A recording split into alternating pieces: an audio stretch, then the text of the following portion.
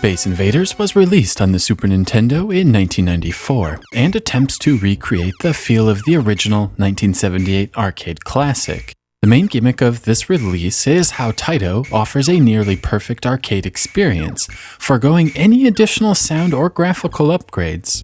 The title screen allows you to select one of 4 different arcade cabinets, representing the different arcade experiences released in the late 70s. First up is the original black and white version. As expected, this version lacks color. I also like that the background is dark gray rather than pure black, simulating the dim glow of a CRT monitor.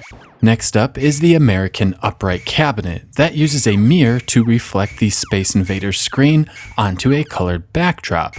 Taito also uses transparent sprites to simulate that reflected image experience.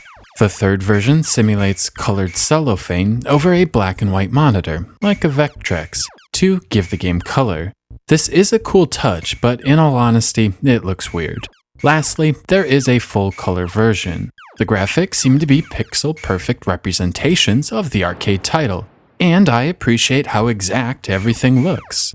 The alien designs of Space Invaders are iconic, and it's fun to see them in their original form. The actual gameplay is straightforward and simple. 5 rows of 11 aliens move back and forth across the screen. Once they reach the edge of the screen, they shift down a row. If the alien horde reaches the bottom of the screen, you lose. To make things more challenging, the alien invasion actually fires at you. Because they fire at you, the middle of the screen is much more dangerous than the edges. This creates a situation where you are constantly trying to manage the shape of the 55 aliens. Removing full columns from the left or right side means the aliens have a longer way to travel before reaching the edge of the screen. This buys you time. But you also must venture into the middle of the screen to take out the lowest aliens. The closer they get to the bottom, the harder it is to dodge their fire.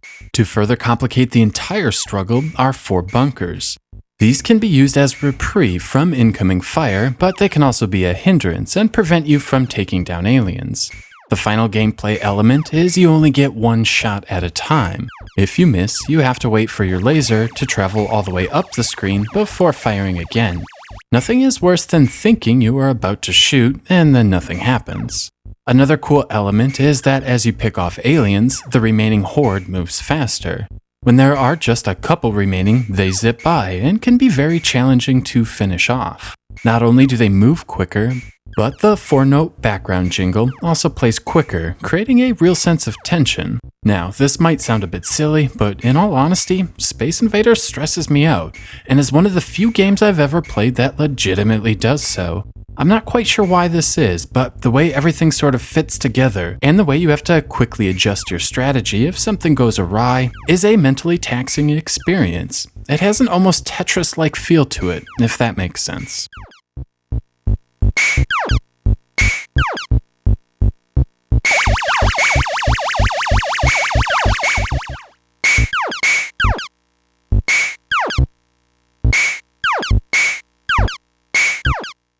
Space Invaders has been released on dozens of systems and in dozens of forms, from the Atari 2600 in 1980 to the modern systems of the present day. Is this the definitive version of Space Invaders, or are there features here worthy of your retro gaming dollars? I'm not really sure. Determining a review score for Space Invaders for the Super Nintendo is problematic. I'm sure gamers were disappointed with this release in 1994, as it doesn't really offer anything new that hadn't been done before. As a retro game, this is a satisfying version of Space Invaders that successfully captures the tension of the original arcade experience. With that, I give Space Invaders for the Super Nintendo a out of 5.